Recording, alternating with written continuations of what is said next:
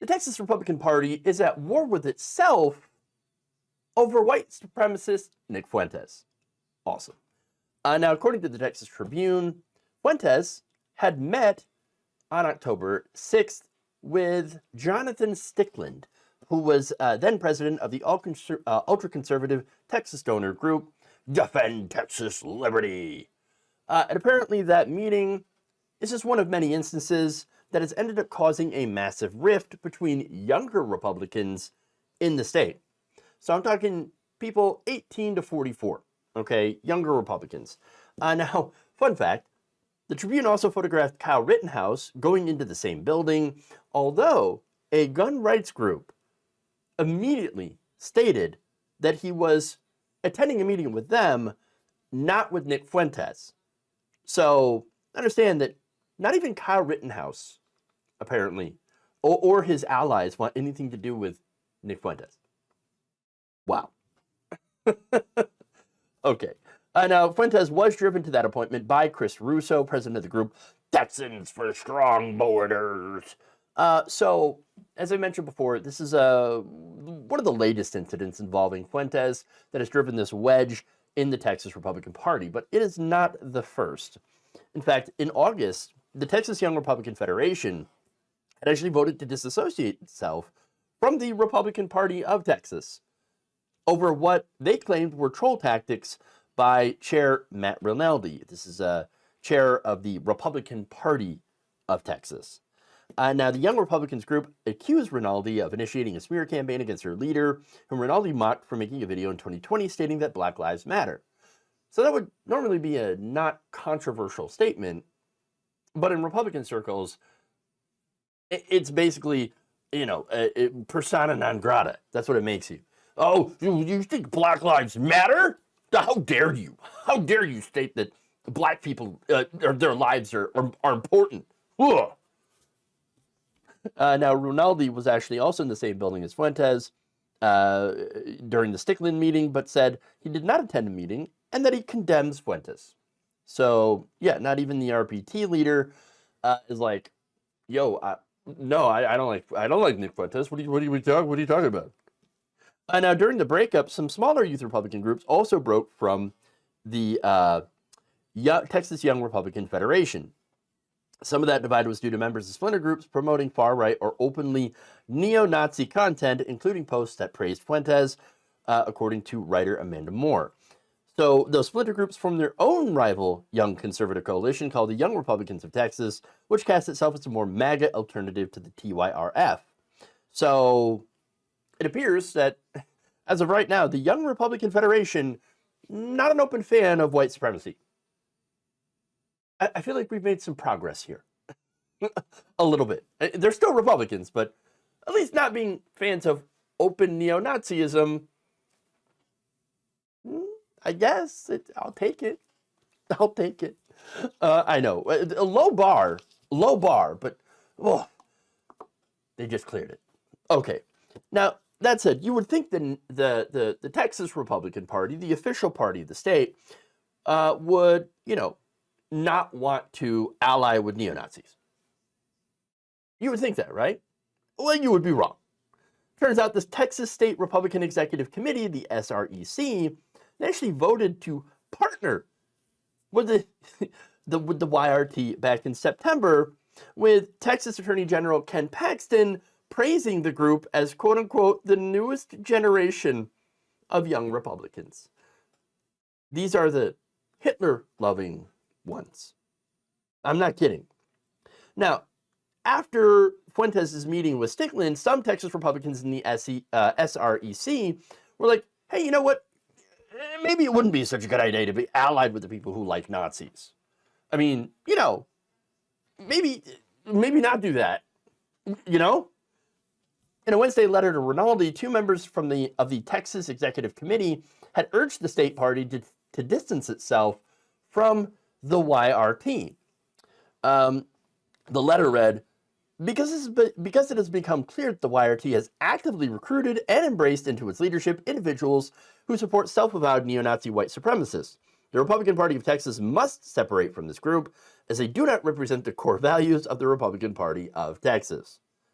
Among the executive committee members' concerns were a YRT leader who openly affiliates with anti-Semites online, as well as another prominent member who is a public supporter of Adolf Hitler, making public statements such as, National Cold Brew Day and Hitler's B-Day, it's a great day indeed.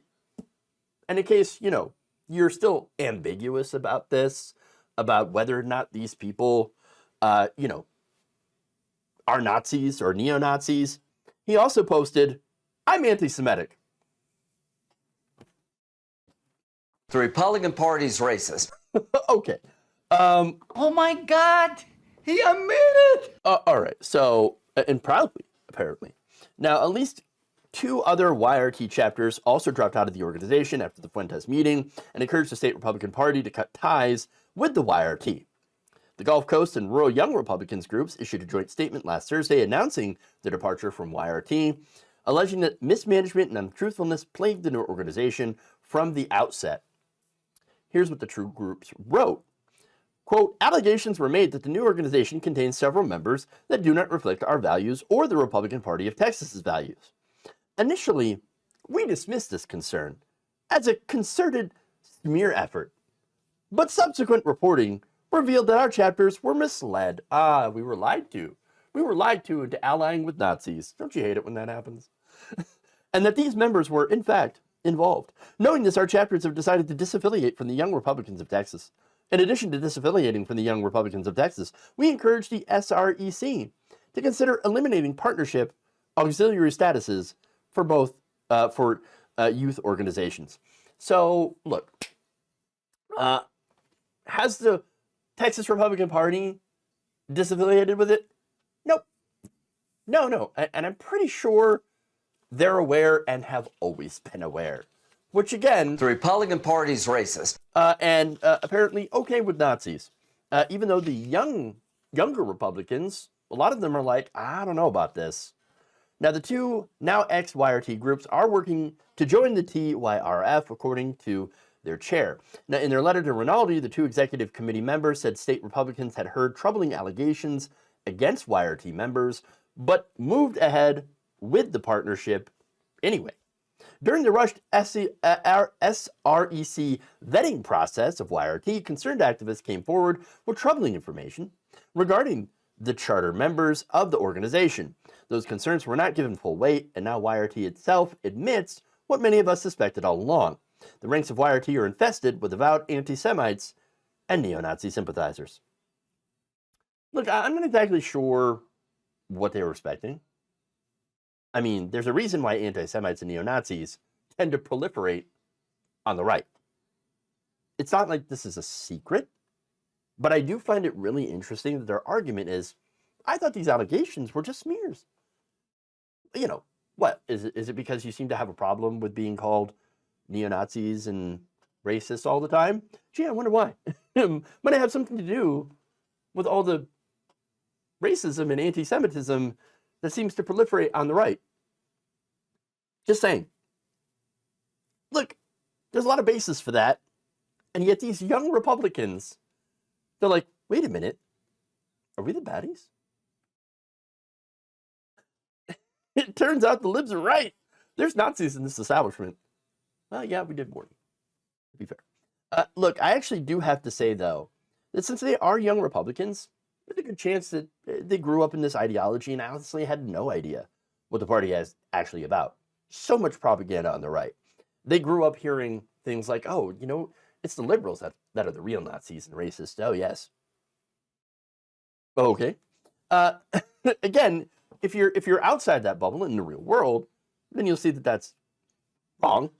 But if you're inside this, conservative propaganda bubble, then, and you have no outside influence or any sort of outside influence, anybody from the outside is, telling you things constantly that are not true, and they happen to be family, friends, clergy, whatever, then, being part of community and being a human being, which we're social creatures, tend to believe the people that are closest to us until there's that realization where it's like, oh,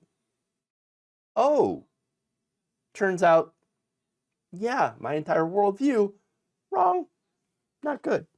So now that said, I can also understand the chain of events here, where you have some of these younger Republicans that are actually more liberal than older Republicans. For example, younger Republicans are not as enthusiastic for Trump as older ones. I'm going to show you a poll here, a couple of polls here from 2022, actually. So here's the divergence, right? Younger and older Republicans diverge significantly on key issues and Trump, while it shows that, of course, Democrats broadly united, and that's younger Democrats and older Democrats. So I think that's important here. Pointing out, like, look at that. So you have 30% of young Republicans, 18 to 44, kind of cold towards Trump, 21% among older Republicans. And of course, you have regulation. I mean, that's even bigger. Business regulation necessary, 38% of young Republicans versus 27% of older Republicans. And of course, you have the issue of welfare, welfare programs, where you have young Republicans that are more liberal on this issue, saying that, yes, we should have more assistance to the underserved. There's more, by the way. And then you have social issues. For example, over half of young Republicans, 18 to 44, they're like, well, yeah, America being open, our openness is essential to what it is to be America. And you have older Republican voters that are like, no, a lot less of them. A lot less of them. And of course, you have more younger Republicans admitting that, yes, white people do have advantages over other races in this country. And then you even have a significant amount, nearly a third of Republicans, young Republicans, saying, you know what, women do have obstacles. I know it's not much looking at it, but I think we can get through. I think we might be able to break through. So, but you can see though, there is a bit more of a generational divide among Republicans than there is with Democrats, because you can see with their charts are pretty united on a lot of issues. And so, look, the fact that there is this divide and this fight going on in Texas among the parties over the embrace of neo-Nazis among the older Republicans, as well as some of the younger Republican groups. I mean, it's a really good illustration of the fight that's going on in the generations